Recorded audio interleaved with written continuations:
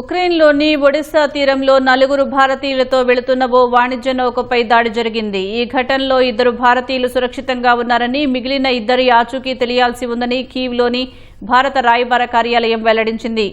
MV Aegean Ragnar అనే నౌకపై దాడులు జరిగినట్టు తెలిపింది. రష్యా ఉక్రెయిన్ యుద్ధం మొదలైనప్పటి నుంచి నల్ల సముద్ర ఓడరేవుల్లో ఒకటైన ఒడిశాపై తరచూ దాడులు జరుగుతున్నాయి. ఈ నేపథ్యంలోనే ఎంవీ ఏజియన్ రాగ్నార్ అనే వాణిజ్య నౌక దాడికి గురైంది. ఈ దాడి ఎలా జరిగింది, నౌకలో ఎంతమంది సిబ్బంది ఉన్నారన్న విషయంపై స్పష్టత రావాల్సి ఉంది.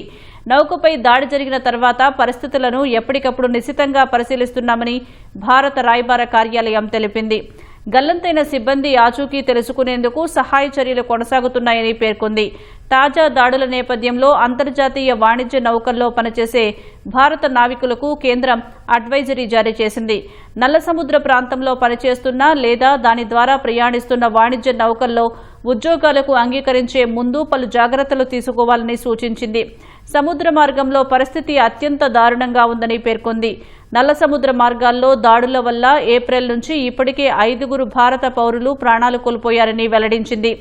అంతర్జాతీయ సముద్ర జలాల్లో ఉన్న సమయంలో ఏదైనా సహాయం అవసరమైతే అత్యవసర నెంబర్ల ద్వారా ఆ ప్రాంతంలోని భారత రాయబార కార్యాలయంతో సంప్రదింపులు జరపాలని విదేశాంగ శాఖ పేర్కొంది.